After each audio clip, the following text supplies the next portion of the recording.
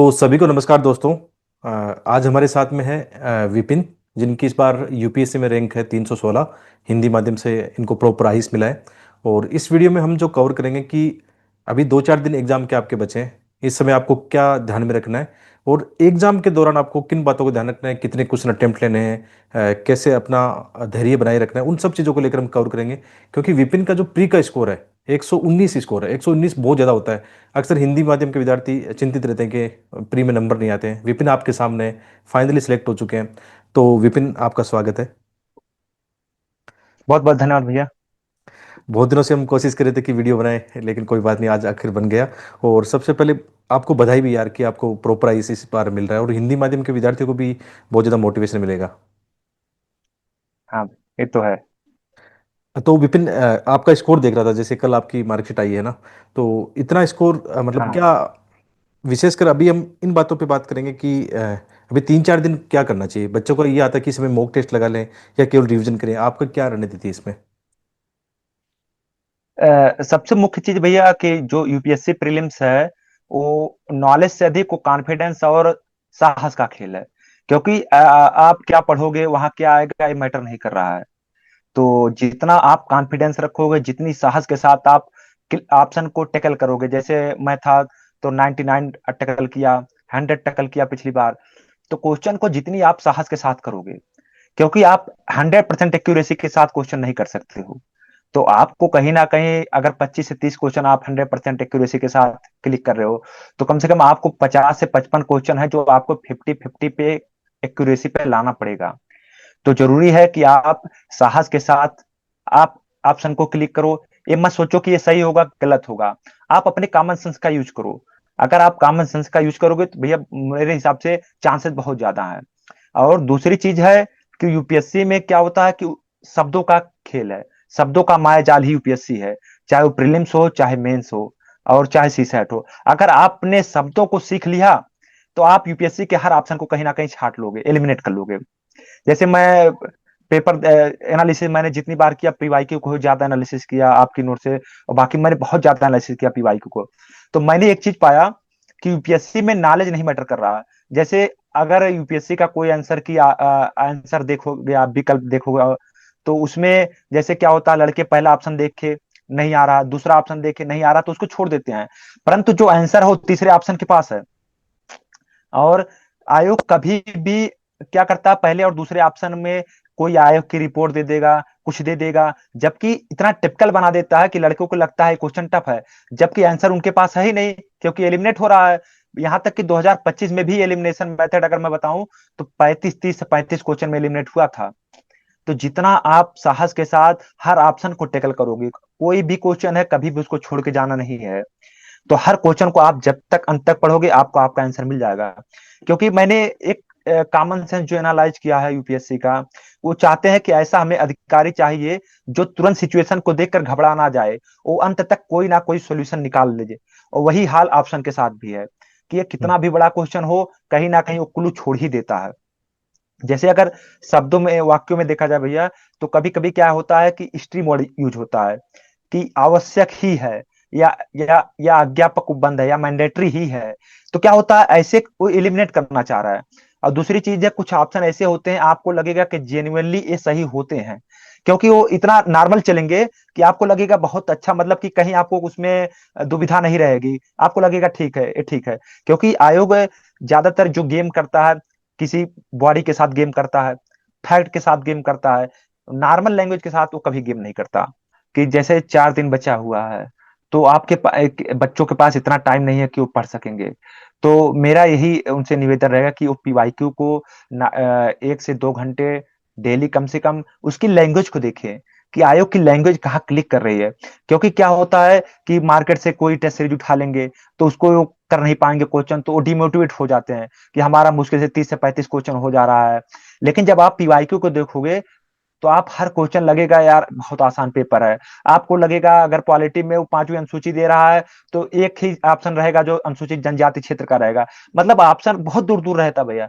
तो लड़कों, और जबकि अगर कोचिंग का उठाएंगे टेस्ट सीरीज, तो चारों चारों ऑप्शन जनजाति के रहेंगे, और बच्चा उसको सर्च नहीं कर पाएगा, उसको लगेगा ये भी सही है, ये भी सही है।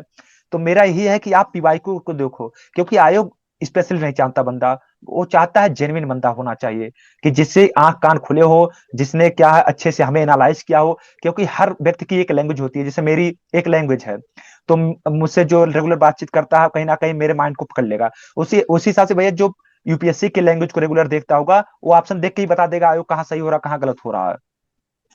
तो वर्तमान में केवल 2 घंटा भैया 3 से 4 दिन पीवाईक्यू देखें, और जो भी उन्होंने करंट पढ़ा है स्टैटिक, उसको केवल उसको अपनी आंखों से एक बार गुजार दें। क्या होता है कि जब हम पेपर में बैठते हैं, तो हमें एक जो हमारी कंसाइंस होता है, कि कहीं ना कहीं हमारे अंतरात्मा में रहती है कि मैंने इस ऑप्शन को कहीं ना कहीं देखा है, कहीं ना कहीं पढ़ा है उसको। तो जब हम उसको क्लिक करते हैं तो वो सही होता है, क्योंकि अंतरात्मा कहीं ना कहीं सही हो जाती है। और जब हम ज्यादा दिमाग लगाते हैं तो आंसर वही पर गलत हो जाता है। कभी भी ऑप्शन में दिमाग नहीं लगाना है, क्योंकि भाई 100 क्वेश्चन है, कितना दिमाग लगाओगे 2 घंटे में? आपको दिमाग भी लगाना है, आपको उस पे ऑप्शन भी ओएमआर भी भरना है। तो ज्यादा जेन्युइन तरीके से ऑप्शन को क्लिक करना है, और ज्यादा से ज्यादा ऑप्शन को टैकल करना। जितना ऑप्शन को आप क्लिक करोगे, लगभग 85 से 90, जितना भैया सिलेक्शन का रेशियो बढ़ जाएगा। क्योंकि अगर कोई 60 से 65 कर रहा है, तो कितनी एक्यूरेसी होगी? वो हर क्वेश्चन पे देखेगा, ये सही हो जाए तब मेरा हो जाएगा, ये सही हो जाए तब हो जाएगा। तो जितना क्वेश्चन अटेम्प्ट करेंगे भैया, एक्यूरेसी उतनी होगी। ये बढ़िया बताया, मतलब जेन्युइनली मैं और भी अ, ऐसे ही करता था, मतलब हमेशा यही ध्यान दिया जो आपने बताया। और हाँ, अब हमें ये देखना है कि एग्जाम के दौरान, जैसे विशेषकर GS1, कई बार मान लो जैसे 2023 जैसा पेपर आ गया, तो उसमें भी सेम स्ट्रेटेजी रखनी है, या मतलब कई बार बच्चे घबरा जाते हैं, मतलब इस चीज़ को लेकर घबरा जाते हैं कि पता नहीं उनका पढ़ावा नहीं आता है। तो एग्जाम के दौरान पॉजिटिव माइंडसेट कैसे रखें, थोड़ा सा वही आपने जैसे बताया, सांस रखें, इस चीज़ को लेकर क्या ध्यान में रखें? भैया मैंने 2023 का भी एनालिसिस किया था, सबका पेपर एनालिसिस किया। तो मैंने ये देखा कि अगर क्वेश्चन कितना भी टफ आए, तो कट ऑफ तो गिरना है। तो हम्म। हमें ये नहीं देखना कि पेपर कैसा आ रहा, पेपर आएगा सबके लिए टफ आएगा, कट ऑफ तो गिरेगा। तो हमें अपने एक आत्मविश्वास जैसे होता नहीं है, कि यदि मुझे नहीं आया तो किसी को नहीं आया। तो एक कॉन्फिडेंस रखना है स्वयं में, क्योंकि कोई इतना कोई नहीं पढ़ता कि ये सब चीज पढ़ ले जाए। तो यूपीएससी में अगर इतना भैया सब पढ़ते, तो 90 92 कट ऑफ ना आ जाता 200 में, अगर सभी इतने मतलब मजबूत होते हैं। वो केवल एक जेन्युइन बंदा चाहता है, जो जेन्युइन तरीके से उसको पढ़े। तो यही रहेगा कि कितना भी टफ पेपर आए। और एक चीज आप देखेंगे भैया, 2023 में पेपर भले टफ आया था, लेकिन उसने कथन कारण की व्याख्या कर रहा है, कहीं ना कहीं 20 से 25 क्वेश्चन वो रख दिया था। तो कुछ अगर पेयर के टफ होंगे, तो कहीं ना कहीं वो दूसरे में उसको कहीं ना कहीं कंप्रोमाइज कर दिया जाएगा। और वर्तमान में अगर 2025 के पेपर को देखे भैया, तो कथन कारण के क्वेश्चन लगभग 20 से 25, अगर एक भी ऑप्शन आप क्लिक कर गए, आंसर सही, कथन गलत हो गया तो अपने आप कारण को सही होना, या कारण सही हो गया तो कथन को सही हो जाना है। बिल्कुल सही बताया तो आपने। हमें क्या करना, हमें थोड़ा सा, थोड़ा कहते नहीं, बूथ बूथ से भैया घड़ा भर रहा, हमें कहाँ से अपना, हमें ये नहीं है। जैसे आप क्वेश्चन कोई भी करो, कितना भी टफ क्वेश्चन करो, वो भी दो नंबर देगा। एक नॉर्मल ऑप्शन आप टक्कल करोगे, कथन कारण का एक गलत कर लोगे, वो भी 2 नंबर देगा। तो हमें ताकत क्यों लगाना है? हमें कहीं ना कहीं स्मार्ट स्ट्रेटेजी के साथ हमें थोड़ा सा मेहनत करना है, निकाल ले जाना परीक्षा को। हमें अपनी दिखाना नहीं है कि हम कितने योग्य हैं, हमें दिखाना है कि हमें परीक्षा बीट करना है।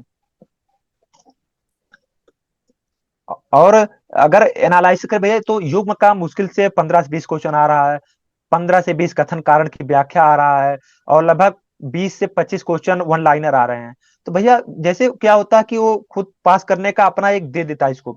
जैसे पॉलिटी 15 क्वेश्चन पिछली बार आया, तो जिसमें से 11 से 12 क्वेश्चन नॉर्मली जेन्युइनली हल हो जाते हैं। 11 क्वेश्चन मान लीजिए, अगर एक नॉर्मल बंदा हो जिसको उतना ना हो। हम्म। दूसरा, अगर इकोनॉमिक्स आ रहा है, तो इकोनॉमिक्स 18 से 20 क्वेश्चन आ रहा है, तो कम से कम 13 से 14 क्वेश्चन नॉर्मली हल हो जाएगा। क्योंकि क्वेश्चन यही आएगा कि इन्फ्लेशन में सरकार की क्या रणनीति होनी चाहिए, accommodatory fiscal policy, compensatory fiscal policy क्या है, क्या स्ट्रेटजी इसके लिए लगाई जाती है। जैसे पिछली बार देखेंगे, तो फिस्कल पॉलिसी बार बार रिपीट हो रहा है। पिछली बार उसने क्या किया, फिस्कल पॉलिसी में फिस्कल डेफिसिट को केवल उसने दे दिया, कि अगर बंदे ने पढ़ा होगा तो उसने फैक्ट दे दिया कि इतनी हमारा घाटा है, इतनी हमारी लाइबिलिटी है, तो बताइए राजकोषीय घाटा हमारा कितना है। अगर जेन्युइनली कोई नॉर्मली पढ़ा होगा तो निकाल जाएगा। तो मेरे हिसाब से भैया पॉलिटी, इकोनॉमिक्स, और एक है मैपिंग, ज्योग्राफी का मैपिंग कर ले। और ज्योग्राफी में आप देखेंगे, आपने भी कई बार बताया है कि 9 10 11 की एनसीईआरटी, उससे ज्यादा ज्योग्राफी आ ही नहीं रहा है। लेकिन बंदे क्या करेंगे कि उनको क्या नाम है, विश्वास ही नहीं करते, पीवाईक्यू नहीं देखेंगे, तो उठाएंगे स्पेशलिटी बुक और देखेंगे भैया जेन्युइन आ रहा है कि हमारा क्षितिज पे सूर्य कब ऊपर नहीं जाता, उत्तरी ध्रुव पर सूर्य कब ज्यादा चमकता है, और क्या ज्वार भाटा क्यों आता है, भैया एकदम जेन्युइनली क्वेश्चन आता है। तो हमें क्या, हमें स्पेशलिटी थोड़ी दिखानी है, 50 से 60 क्वेश्चन एकदम एक्यूरेट।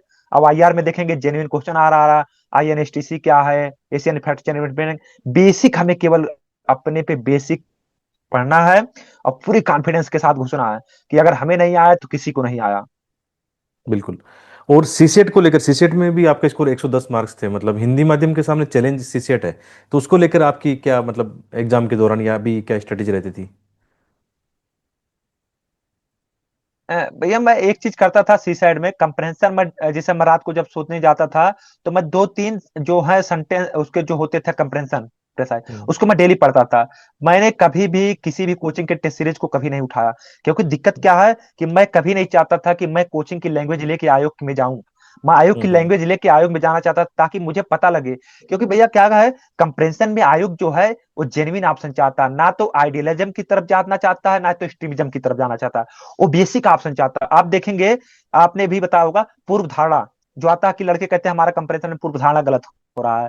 तो भाई जब आपने पीवाईक्यू अगर एनालिसिस करोगे भैया, तो पूर्व धारणा क्या होती है, कहीं ना कहीं उस पैसे से लिंक होती है। वो कहीं भी ये नहीं चाहता कि आप अपना जो एक्स्ट्राऑर्डिनरी नॉलेज ही यूज करे, वो पैसेज क्या कह रहा है उसी पे जेन्युइनली आप ऑप्शन को क्लिक कर दो, उतना ही वो चाहता है। जैसे पिछली बार मैंने 28 अटेम्प्ट, 28 29 आया था, मेरा 26 सही हुआ था। तो मैं ज्यादा दिमाग नहीं लगाता पूरी पेपर में, चाहे फर्स्ट हो चाहे सेकंड हो, जीएस मैं कभी भी दिमाग नहीं लगाया हूँ। ठीक है, अगर आ गया आंसर यही है, इसका आंसर यही है, मैं बाद में नहीं देखता था एक सही कि गलत। अगर भाई एक गलत हो जा रहा है तो दो उसके स्थान पे सही हो जाएगा। हम्म। अगर जितना हम अटेम्प्ट करेंगे, तो मैं कंप्रेंशन तो पूरा अटेम्प्ट करता था 27 से 28। दूसरा, मैथ पे मैंने नंबर सिस्टम पे विश्वास किया, क्योंकि नंबर सिस्टम पे भैया देखो 5 से 6 क्वेश्चन आना है नंबर सिस्टम पे। हम्म। तो अगर मैं एक क्वेश्चन नंबर सिस्टम का कर रहा हूँ, उसके स्थान पे प्रोबेबिलिटी भी है, तो प्रोबेबिलिटी अगर मुझे 3 मिनट लग रहा है और नंबर सिस्टम आधा मिनट 1 मिनट लग रहा है, तो मैं नंबर सिस्टम को लगाऊँ अपना टाइम। इसीलिए मैं प्रोबेबिलिटी को नहीं करता था, परम्यूटेशन कॉम्बिनेशन को नहीं करता था। मुझे लाभ हानि ब्याज नंबर सिस्टम, और इधर भैया मैं रीजनिंग में डायरेक्शन है, बल रिलेशन है, और इस क्या नाम है हमारी जो एबीसीडी है या डायरेक्शन है, मैं इन्हीं सबसे 80 क्वेश्चन में से 60 क्वेश्चन निकाल ले जाता था। और 60 क्वेश्चन हम्म। अगर मैं कर लिया तो कहीं ना कहीं प्रीलिम्स तो निकल गया, काट पीट के 27 क्वेश्चन करना ही है। तो हम्म। ज्यादा दिमाग नहीं लगाना है कि मुझे टॉप करना है, सी साइड में कुछ नहीं करना है, जो टाइम लगेगा उस क्वेश्चन को मुझे नहीं करना है। मुझे केवल अपनी स्ट्रांग पोजीशन रखनी है, मुझे कहाँ अपना नंबर ले लेना है। बिल्कुल। और जैसे आप जीएस के अंदर फर्स्ट राउंड में सारे कर लेते थे या 2 3 राउंड लगाते थे, और जो बबल्स पढ़ते हैं वो साथ साथ ही कर लेते थे, क्या रणनीति रहती थी उसमें? भैया मैं एक चीज करता था, जैसे मान ली 50-50, पहले 50 क्वेश्चन करूंगा, 50 क्वेश्चन में जितने मेरे मतलब हो गए हैं उनको पहले ओएमआर में मैं फिल कर दूंगा। फिर उसके बाद 50 क्वेश्चन फिर करूंगा, फिर उसको फिल कर दूंगा। उसके बाद जब मैं दूसरा राउंड आता था, पहले राउंड में क्या होता था, मैं 50-50 को छोड़ देता था। उसके बाद दूसरे राउंड में, उसके बाद मैं ओएमआर को अपने बगल में रखा था, अपनी पेपर के जिस पेपर को जो क्लिक किया उसको ओएमआर में डायरेक्टली भरते चला जाता था। अंत तक मैं पहुंचता था, फिर उसके बाद देखता था ओएमआर में कि कोई गोला छूटा तो नहीं है, फिर जो छूटा रहता था उसको भी भर देता था कि अगर एक गलत होगा तो एक तो कहीं ना कहीं सही होगा उसको अडॉप्ट करने के लिए। तो हाँ कहीं ना हाँ। कहीं वो मेरी स्ट्रेटेजी थी कि हम्म। 99 100। लेकिन भैया मैं एक चीज देखा कि अगर कोई जेन्युइन बंदा 85 से 90 क्वेश्चन कर लेगा, प्रीलिम्स तो नहीं फेल होगा, ये मेरी गारंटी भैया। जेन्युइन हम्म। कॉमन साइंस के साथ, केवल कॉमन माइंड के साथ क्वेश्चन को अटेम्प्ट करे। और जो हम्म। सबसे अच्छी चीज भैया कि जो स्टूडेंट है वो क्या करते हैं, क्वेश्चन को सही से पढ़ते नहीं, वो देखेंगे क्वेश्चन ऊपर है, टप आ गया छोड़ देंगे। जबकि क्वेश्चन टप नहीं होता, अगर उसका ऑप्शन आप जाओगे तो ऑप्शन में कहीं ना कहीं वो कटेगा। जैसे कहीं ना कहीं क्या होता है, मैंने यूपीएससी के जो माइंडसेट में देखा, फैक्ट गलत होता है, क्योंकि फैक्ट क्या होता है, फैक्ट से आपको लग जाएगा। जैसे एक बार आया था एफआरबीएम, उसमें था कि केंद्र का 20%, राज्यों का 40%। क्या क्यों क्या केंद्र इतना मतलब कमजोर होगा कि केंद्र का 20 और राज्य का 40 होगा? तो भैया अगर कॉमन सेंस कहीं ना कहीं बंदा अगर लगाएगा जेन्युइन तरीके से, तो क्लिक हो जाएगा।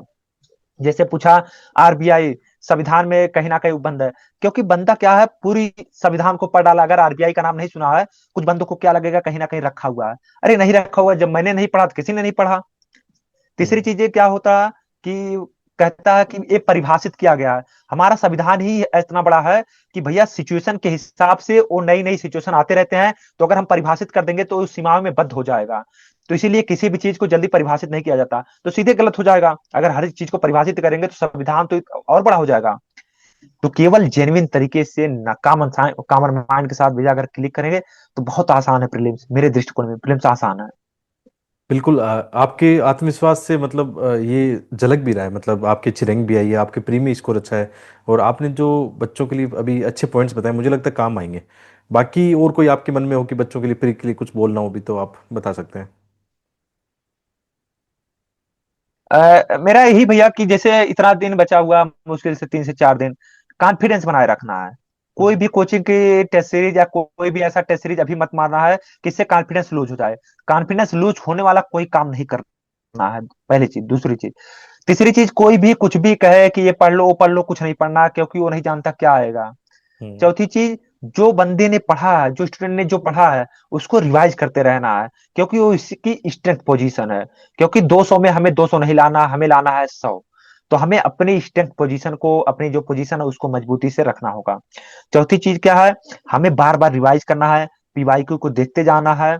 और हमें क्या है कि साहस के साथ पेपर में जाना। क्या होता है, गेट पे जब पहुंचते हैं तो कोई उधर पढ़ रहा बैठ के, कोई उधर पढ़ रहा, कोई ये कहेगा ये आ जाएगा, कोई कहेगा वो आ जाएगा।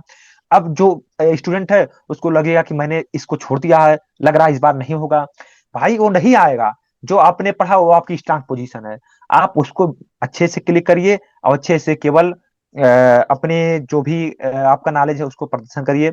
और जो चीजें है कि इस समय जो छोड़ देते हैं 3 4 दिन में, 3 4 दिन में उनको एक चीज करना है, जैसे इन्वायरमेंट है। इन्वायरमेंट में नेशनल पार्क की मैपिंग एक बार देख लेनी है, टाइगर रिजर्व की मैपिंग देख लेनी है, बायोस्फीयर रिजर्व की मैपिंग एक बार देख लेनी है। क्या होता है भैया कि ये 3 से 4 क्वेश्चन लीड लेते हैं, और इन क्वेश्चन को कोई देखता नहीं है, और एकदम जेन्युइन आएंगे कि आएगा सत्यमंगलम टाइगर रिजर्व, या आएगा नीलगिरी बायोस्फीयर रिजर्व में कौन कौन से नेशनल पार्क है। तो अगर जेन्युइन तरीके से बंदा इसको मुश्किल से कर दे तो हो जाएगा। और दूसरा कि पांचों जो हमारे मुख्य मुख्य कॉन्टिनेंट है, 6 कॉन्टिनेंट, मुश्किल से ऑस्ट्रेलिया भी पढ़ लिया जाता है। 6 कॉन्टिनेंट अगर हम अच्छे से मैपिंग कर ले उसका फिजिकल पॉलिटिकल, तो उसमें से कहीं ना कहीं हमारे जो करंट में क्वेश्चन है, कहीं ना कहीं वो क्वेश्चन हो जाते हैं। क्योंकि अभी मान लीजिए ग्रीनलैंड न्यूज में है, कोलंबिया हमारे न्यूज में चल रहा है, हमारी इजराइल ईरान या पश्चिम एशिया न्यूज में चल रहे हैं। तो अगर हम इन पोजीशन को एक बार देख लें, 1 से 2 घंटा लगेगा पूरे मैपिंग को देखते वक्त, तो कम से कम 6 से 7 क्वेश्चन हमारे अच्छे से हो जाएंगे। तो क्या होगा, जब हम इन क्वेश्चनों को करते हैं तो हमारा कॉन्फिडेंस बूस्ट होता है। दूसरी चीज कि हमें जब भी किसी योजना, क्योंकि योजना पिछले 2 3 सालों से आयोग ने छोड़ा था, उसके पहले पूछ रहा था, तो हो सकता है कहीं ना कहीं वो रिपीट कर दे। तो हमें योजना की केवल एक बार देखनी है, मिनिस्ट्री को देखनी है योजना की। क्योंकि क्या होता है, योजना की मिनिस्ट्री ही आयोग, उसमें कंफ्यूजन, क्योंकि नाम में ही उसका उद्देश्य छुपा होता है। अगर कोई स्मार्ट सिटी मिशन है, स्मार्ट मेक इन इंडिया है, तो उसके नाम में भी उसका हो जाता है। तो अगर आप उसके मंत्रालय को केवल एक बार देखना है, उतने से हो जाएगा। एक बार इंडेक्स देख लेना, क्योंकि इंडेक्स क्या हो रहा है, 1 2 सालों से नहीं आ रहा, लेकिन हो सकता है यूपीएससी अपने, क्योंकि इतिहास दोहराता है तो हो सकता है। और बाकी ज्यादा स्ट्रेंथ पोजीशन अपनी रखनी है भैया, पॉलिटी को नहीं छोड़ना है, इकोनॉमिक्स को नहीं छोड़ना है। 18 से 20 क्वेश्चन इकोनॉमिक्स है। जेनविन भैया, सबसे नॉर्मल, अगर मैंने आज तक पेपर देखा है, क्वेश्चन आता है तो इकोनॉमिक्स का आता है, पॉलिटी का आता है। मेरा प्रीलिम्स निकालने का एक ही जो सबसे स्ट्रेंथ पोजीशन होती है, इन्हीं को होती है, मैं इन्हीं से निकाल लेता हूँ, और मैपिंग के थ्रू। क्योंकि हिस्ट्री की, एंशियंट और मिडिवल हिस्ट्री में क्या हिस्ट्री आएगा किसी को नहीं पता, कौन सा सिक्का कौन सा क्या आ जाएगा किसी को नहीं पता। फंस गया तो ठीक है, नहीं तो फिर नहीं ठीक है। तो इधर ही हमें पोजीशन होल्ड करनी है। बाकी साइंस और टेक्नोलॉजी में हमें करंट में देखना है, जैसे इसमें न्यूज में ब्रेन कंप्यूटर इंटरफेस न्यूज में बीसीआई, क्योंकि ब्लाइंड चिप है, या सैटेलाइट बेस्ड इंटरनेट न्यूज में चल रहा है। या जो हम नए नए हमारी C20 क्रायोजेनिक इंजन 20 का हम नया उसको यूज कर रहे हैं। या हमारी जो स्मॉल मॉडल रिएक्टर, हम इसके जो चरण लाए जा रहे हैं कि सेकंड चरण हमारा फास्ट ब्रीडर रिएक्टर है, उसमें क्या अलग है। तो अगर हम भैया एक बेसिक तरीके से, केवल जेन्युइन तरीके से देखें क्या करंट में चल रहा है, 3 से 4 दिन में बेसिक को रिवाइज कर लें, जो हमने पढ़ा हुआ है हो जाएगा। हाँ, इस समय पॉलिटी में या तो जो आप बेसिक बुक है लक्ष्मीकांत, ये नहीं रिवाइज करना, किसी को रिवाइज नहीं करना है। आप पढ़ चुके हो, बहुत पढ़ चुके हो, केवल यही आपको करनी है। जो आपने पढ़ा हुआ एक बार उसको आंखों से जब आप गुजार लोगे तो भैया कॉन्फिडेंस आ जाता है कि मैंने अपनी चीजों को रिवाइज कर लिया है। यही उसके की पॉइंट है। और अच्छे से पेपर को हल करना है। जितना आप क्वेश्चन को अटेम्प्ट करोगे, कॉमन माइंड के साथ अटेम्प्ट करोगे, उतना ही सिलेक्शन होगा। कम से कम 85 से 90 की 85 से 90 करिएगा। किसी भी क्वेश्चन को देखते वक्त छोड़ के नहीं भागना है। उसके ऑप्शन को पढ़ना है। पहला ऑप्शन नहीं आया, दूसरा ऑप्शन नहीं आया, ठीक है, दोनों नहीं आया, तीसरे ऑप्शन में आंसर रखा हुआ है। चौथी चीजें, कभी भी एक कॉमन सेंस लगाना। फैक्ट पे जब भी फैक्ट आए, जब भी कोई बोर्ड आए, जब भी कोई मंत्रालय आए, उसी पे क्लिक करना है, क्योंकि आंसर उसी के पास है। मान लीजिए यहाँ से क्लिक नहीं हो रहा है, तो कहीं ना कहीं, जैसे एक बार आया था भैया कि विपक्ष के नेता का पद पूछा था कि पहला विपक्ष के नेता का पद कब दिया गया, किस समिति की सिफारिश पर दिया गया, दोनों किसी को नहीं पता था। तीसरे में क्या दिया गया कि विपक्ष के नेता के लिए 75 संख्या होनी चाहिए, जबकि 10% है, 55 सबको मालूम है, आंसर उसके पास था। तो हमें जेन्युइन तरीके से क्लिक करना है कि हमें हमारा ऑप्शन आंसर कहाँ मिल जा रहा है। हर क्वेश्चन में, कोई भी क्वेश्चन है 100 में से उसी को ढूंढना है, आपको आंसर को वहीं से क्लिक करना है। आपका जीएस अगर हो जाए, तो ये नहीं देखना है कि बगल वाला कहेगा यार तुम्हारा कितना सही हुआ, कुछ नहीं सही हुआ। कुछ नहीं, हमें जीएस हो गया, हमें सी सैट को उसके बाद देखना है। हमें हमने जो पढ़ा है रीजनिंग में या मैथ में, जो हमने फार्मूला बनाया हुआ जो हुआ है, उसको अपने थोड़ा सा नाश्ता करने के बाद उसको देखना है। दमदारी से सी सैट भी देना है। उसके बाद अब तो आयोग आंसर की भी दे देगा, तब उसके बाद मिलाना है। उसके पहले जीएस के बाद तुरंत नहीं मिलाना है। पूरी एक्यूरेसी के साथ, दमदारी के साथ पेपर देना है। और पीवाईक्यू अगर एक बार देखना चाहो भैया, तो आप वाली तो मैंने एनालिसिस किया था, आप वाली और विजय वाली दोनों एनालिसिस किया था, क्योंकि मैं पीवाईक्यू खूब एनालिसिस किया मैंने। मतलब प्रीलिम्स हो गया मेरा, मैंने आज तक टेस्ट सीरीज किसी की नहीं, क्योंकि हम्म। लैंग्वेज में चाहता ही नहीं किसी का ना। क्योंकि क्या होता है कि मैं अगर किसी की कोचिंग की टेस्ट सीरीज लेके बैठ रहा हूँ, तो मुझे तीनों ऑप्शन सही लग रहे हैं, और जब आयोग में देखता हूँ सीधे क्लिक कर देता हूँ, जहां मेरा दिमाग पहुंच गया वो सही हो जाता है। तो इसीलिए मैंने पीवाईक्यू को बहुत ज्यादा एनालिसिस किया। तो पीवाईक्यू को, और बाकी कॉन्फिडेंस बनाए रखो, पूरी साहस के साथ पेपर में जाना है। अगर मुझे नहीं आता तो किसी को नहीं आता, यानी आई एम द परफेक्ट, ये हम्म। माइंडसेट होना चाहिए। नहीं सही आया बात। तब भी नहीं आया। हाँ। जैसे क्या होता है, पहले 4 क्वेश्चन नहीं आए, नहीं आए, 4 क्वेश्चन नहीं आ गए, कोई दिक्कत नहीं, पांचवा तो आएगा, पांचवा नहीं आया कोई दिक्कत नहीं, छठवां आएगा। क्या होता, कभी कभी ऐसे पेपर बनते हैं कि शुरुआत के 6-7 क्वेश्चन बहुत टफ होते हैं। अगर एनसीईआरटी मेडिवल हिस्ट्री का पेपर दे दिया जाए, तो पहले 5-6 क्वेश्चन बंदा वहीं वो डिस्टर्ब हो जाएगा, यार मुझे नहीं आ रहा। वहां है ही नहीं। जैसे आप पॉलिटी पे पहुंचोगे, इकोनॉमिक्स पे पहुंचोगे, ज्योग्राफी पे पहुंचोगे, मजा आ जाएगा। फिर आपकी क्या होगा, कॉन्फिडेंस एकदम बूस्ट होगा। आप क्या होगा, जिस ऑप्शन पे रखोगे उंगली, वही आपका आंसर हो जाएगा। तो पूरी कॉन्फिडेंस बनाए रखना है, और पूरी दमदारी के साथ जाओ। बाकी मेरी तरफ से ऑल द बेस्ट, एकदम अच्छे से जाना है। बाकी भैया, और कुछ कोई क्वेश्चन?